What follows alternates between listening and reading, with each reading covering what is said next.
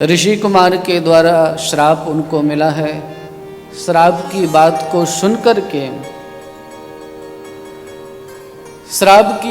सुनकर के वे व्यथित नहीं हुए, चिंतन करने लगे। देखो नारायण, साधक वह है जो विपरीत परिस्थिति आने पर, प्रतिकूल परिस्थिति आने पर आत्मचिंतन करता है। उसके मूल में जाने का प्रयास करता है कि मेरे जीवन में कहाँ त्रुटि रह गई है। संसारी के जीवन में दुख आवे नारायण, कष्ट आवे तो वो दुख को, कष्ट को किसी ना किसी व्यक्ति से जोड़ देता है। मैं इसके कारण दुखी हूँ, मैं इस व्यक्ति के कारण दुखी हूँ, मैं इस स्थान के कारण दुखी हूँ। तो सामान्य व्यक्ति किसी ना किसी को निमित्त बना देता है। अगर आज मैं परेशान हूँ तो तुम्हारे कारण हूँ, अगर आज मेरे जीवन में कोई दुख है तो तुम्हारे कारण दुख है। और सच्चा साधक कौन होता है? जो पूर्ण जिम्मेदारी के साथ ये स्वीकार कर लेता है कि अगर मेरे जीवन में कहीं दुख है, अभाव है, पीड़ा है, अशांति है, तो उसका कारण मैं हूं। जब व्यक्ति दूसरे को दुख का कारण मानता है, दूसरे को अशांति का कारण मानता है, तो दूसरे व्यक्ति को बदलने का प्रयास भी करता है। ये बदल जाएगा तो जीवन बदल जाएगा, ये हो जाएगा तो जीवन बदल जाएगा। लेकिन साधक ये चूंकि स्वीकार कर लेता है कि उसके जीवन में जो दुख है उसका कारण वह है, तो फिर प्रयास भी दूसरे को सुधारने का नहीं करता है। वह फिर अपने को ही परिमार्जित करता है, अपने को ही परिष्कृत करता है, अपने को ही सुधार करता है। और इस संसार में जिन्होंने भी विजय प्राप्त की है नारायण, उन्होंने दूसरों को नहीं सुधारा, वो स्वयं सुधर गए। उन्होंने अपने जीवन को स्वयं बदला। परीक्षित जी महाराज ने विचार किया कि मेरे जीवन में कहाँ कमी रह गई है, क्या अपराध हुआ है मुझसे। एक बात सामने निकल करके आई, ओ मुझसे इतना बड़ा अपराध हुआ है।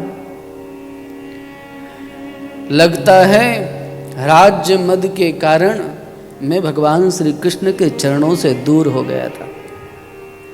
राज्य श्री राधे, राज्य के वैभव में आसक्त होकर के,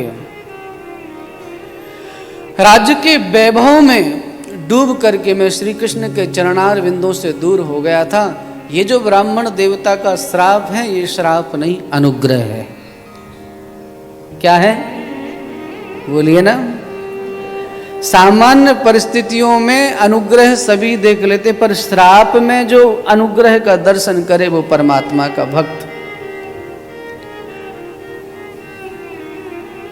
दुज शाप के रूप में मुझे ये परमात्मा का अनुग्रह मिला है।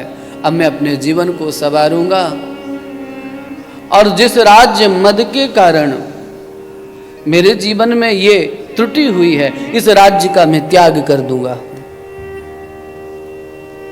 तत्क्षण पुत्र जन्मेजय को बुलाया। पुत्र लो, मैं अनशन का व्रत लेकर के गंगा के तट पर जा रहा हूं, तुम्हारा राज्य अभिषिक्त। जन्मेजय को राज्य गद्दी पर बैठाल दिया। और ये महापुरुष कैसा वैराग्य जन्म लिया है मन के अंदर। हमारे 4 कमरों की व्यवस्था हो तो हमें छोड़ने के लिए सोचना पड़ता है कि कैसे क्या करें, कैसे करें, किसको दे करके जाएं। और धन्य है ये महापुरुष, चक्रवर्ती सम्राट है। और चक्रवर्ती सम्राट होने के बाद भी इसने तत्क्षण सब कुछ छोड़ दिया, और छोड़ करके पुत्र को राज्य गद्दी पर बैठाल करके कहा कि ब्राह्मणों के अनुसार, वृद्ध जनों के अनुसार, श्रेष्ठ जनों के अनुसार राज्य शासन करना, धर्म का पालन करना पुत्र। और स्वयं राजा परीक्षित वहां से निकल पड़े। जाकर के गंगा मैया के तट पर बैठ गए। गंगे मां, आप तो बड़े से बड़ा जो पापी है उसको तारने वाली हो। मंदिर में जाओ तो नियम है, नहा करके जाओ, स्नान ध्यान करके जाओ, तिलक लगा करके जाओ, ऐसे वस्त्र पहन करके जाओ। पर गंगा के द्वार पे जाओ तो कोई कहता है कि कैसे जाओ? गंगा तो मां है और मां बच्चे को हर हाल में गोद में उठा लेती है। गंगा मैया को स्वयं को सौंप दिया और कहा, जो विष्णु नखचंद्र से प्रकट हुई हैं, उन गंगे मां को मैं प्रणाम करता हूं। मां, अब आप ही मेरी रक्षा करो। जैसे ही ऋषियों ने सुना कि एक चक्रवर्ती सम्राट गंगा के तट पर अनशन का व्रत लेकर के बैठ गया है, जो ऋषि, जो मुनि, जो यति, जो सन्यासी, जो भिक्षुक, जो मुनि कभी परीक्षित के यहां नहीं गए थे, जब उनको पता लगा कि अब ये हमारे काम का है, तो सब के सब संत उनके दर्शन करने के लिए आने लगे, मिलने के लिए आए। बड़े बड़े संत भृगु, वशिष्ठ, पिप्पलायन, वीतिहोत्र, चमस, द्रुमिल, करभाजन, बड़े बड़े ऋषि उनके दर्शन करने के लिए पधारने लगे।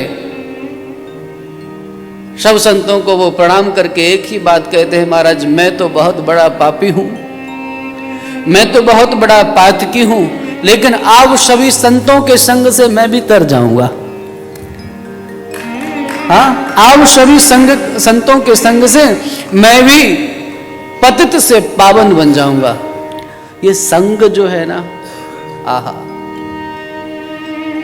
एक संस्कृत की पंक्ति है, कीटोपि सुमनाथ संगाद आरोहति शताम सिरह। भगवान के पास कोई कीड़ा जा रहा होगा तो आप जाने देंगे क्या? और वही कीड़ा इस पुष्प का संग कर ले, इस पुष्प की पंखुड़ी में छुप करके बैठ जाए और फिर इस माला को आप लेकर के जाएं और बांके बिहारी जी के गले में पहना दें, तो इस पुष्प के संग के कारण जो कीट कभी कोई भगवान के चरणों तक भी नहीं जाने दे, इस पुष्प के संग के कारण वो कीट भी श्री ठाकुर जी के गले का हार बन जाए। परीक्षित जी महाराज कहते हैं, आप जैसे सत्पुरुष का संग करके